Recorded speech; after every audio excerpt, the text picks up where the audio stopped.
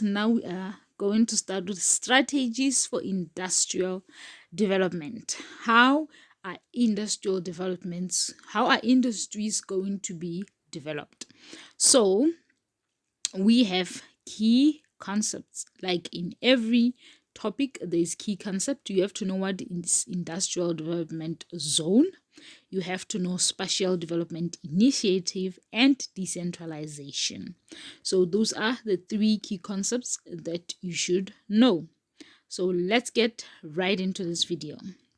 This is the overview of the apartheid industrial development strategy, the Good Hope Plan. This was what's going to be used, right, during apartheid. So there was going to be a spread of economic wealth in South Africa. That led to a geographical region that makes up the 9 province, and you're going to deconcentrated points created, and then isolated industrial development points identified, and tax incentives to encourage industries to move to certain areas, and border industries created on borders of homelands. So an overview of the post-apartheid industrial development strategy. So this is after 1994, post-apartheid. So for the development, the industrial development strategy that was introduced is called the Reconstruction and Development Program, which is part of RDP. So RDP is just not a house, guys.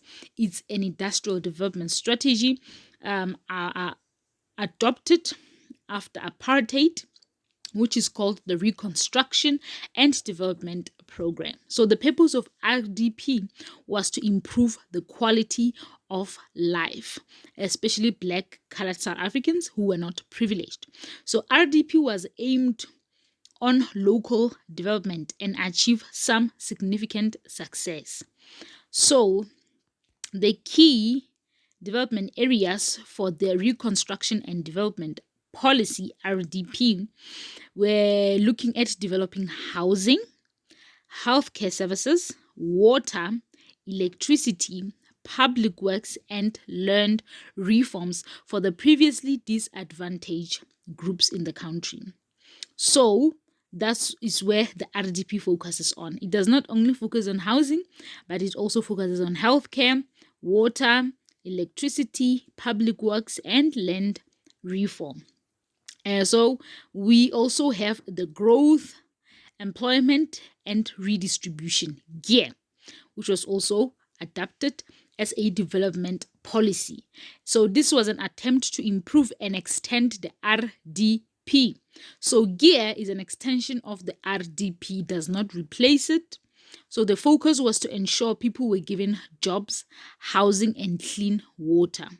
The GEAR plan also focused on developing trade.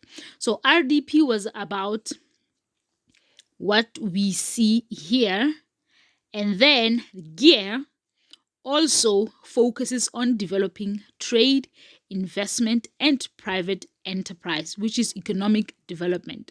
So RDP is a social development issue, and then GEAR is an economic development strategy, right?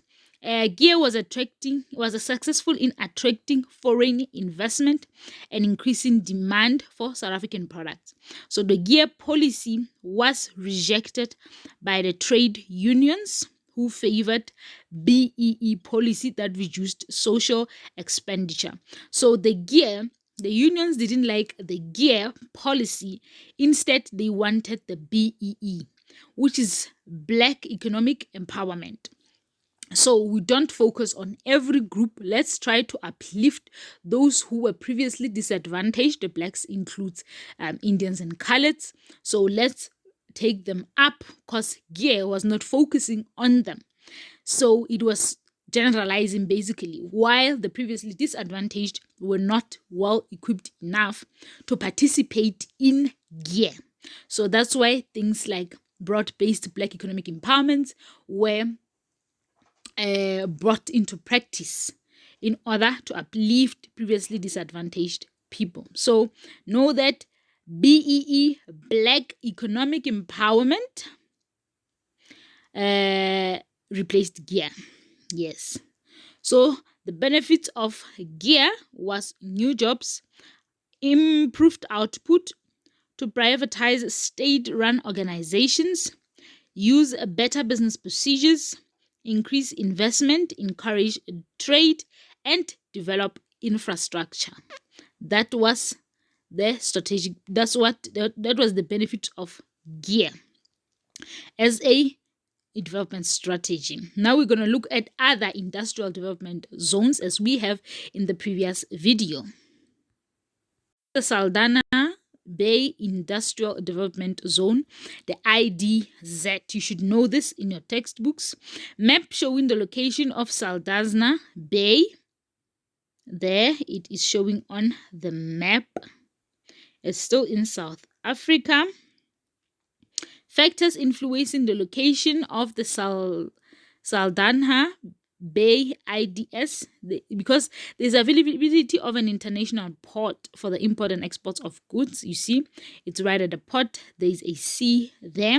Incentives and concessions provided for investors, and decentralization to enhance regional industrial growth and development.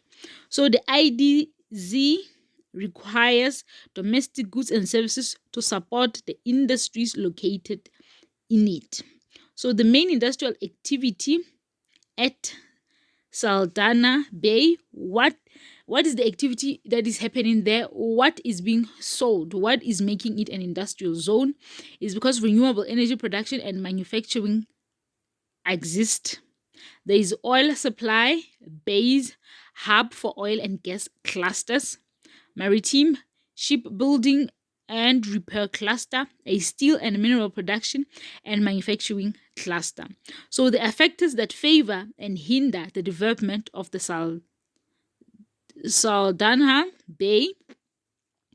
So the favoring ones are good network of sea, road, and rail, sufficient and reliable supply of service, water, electricity. So there's water there, there's rail, there's sea. Like it's easy to transport whatever that has been manufactured there. And then points that are hindering, that are straining or preventing it from working, are constraints on water supply. So contamination of stormwater drainage systems, high demand of electricity, limited land availability, and high land value. And then we have economic and social impact of Saldanha Bay. So the impact, what impact does this industrial zone have on the economy? Economic returns increase in the area, increased shipping to foreign countries there, infrastructure, subsidies, real estate below market value, sustainable and direct job creation, large requirement for maintenance personnel in chemical, mechanical, electrical, and control engineering for high to semi-skill. So those are all the benefits that this industrial zone is bringing into the economy. We have the Spatial Development Initiative, SDI, map showing South Africa's spatial development initiatives. So this is the map where the spatial development initiatives are. The West Coast Spatial Development Initiative. So this is in the West Coast. The Spatial Development Initiative program has been in existence since 1995. Aim of generating investment project in key economic sectors in specific areas of South Africa. This is what they do, increasing employment in this sectors and areas, assessment of the capacity of the SDL to restructure the economy and enhance employment creative in South Africa. So this is when it was started. What is its aim? This is basically all you have to know about the West Coast SDI. And then this is the map showing the location of the West is in Cape Town. Or is it Northern Cape? No, that's bit of Western Cape and Northern Cape. Yeah, not between Northern Cape and not between. It's a combination, it's both in the Western Cape and the Northern Cape, as you can see according to the map. Factors influencing the location of the West Coast SDIs located along the coastal regions for shipping, for trade purposes, abundance of labor from the surrounding areas, especially rural areas. The buoyant fish industry along the West Coast is reflected in the employment and income statistics. So those are factors influencing that position. Why did they decide to specifically put that to take that area as an industrial zone? So, economic profile of the West Coast and aim drivers of the special development initiatives. The main drives of the SDI is agriculture, mining, construction, infrastructure, fishing, aquaculture, oil, and gas. And then factors that favor the development of West Coast SDI, organic farming, and new generational products. So those are the factors that are favoring it. And then these are the factors that hinder, prevent the operation of the West Coast SDIs. And these are the economic and social impact of the West Coast SDI. The economic impact, what impact does it have on the economy? So it promotes domestic investment, promotes skills development, promote tourism, promote bulk infrastructure development and services for the district as a whole. So main functions of the West Coast SDA is bulk water supply. These are the main functions of it.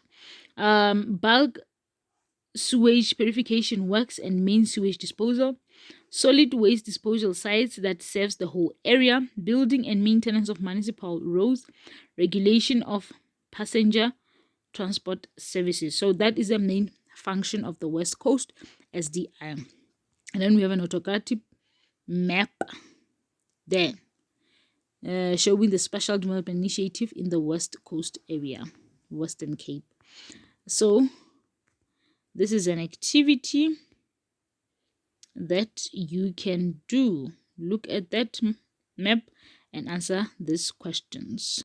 Now let's look at industrial centralization and decentralization.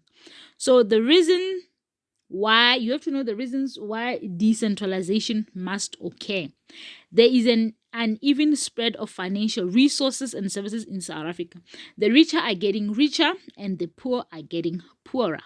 Job opportunities are not evenly spread within the country, so we have a lot of job opportunities in certain provinces than in others, right?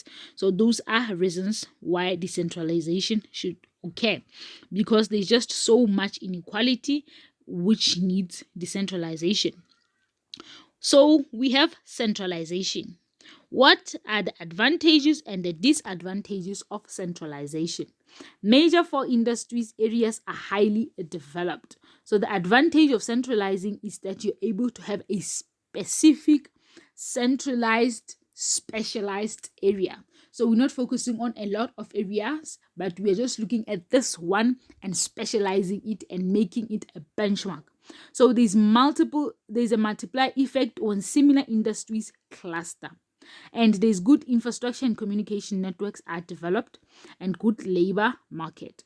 But the disadvantage is that rural areas and outlying areas remain undeveloped. When you're focusing on Cape Town and Johannesburg and Durban, other provinces like Limpopo, Free State, Northwest will still remain underdeveloped and will still have a lot of rural areas because not much has been said about them or taken to develop them. So it's very important. Centralization has its own pros and cons.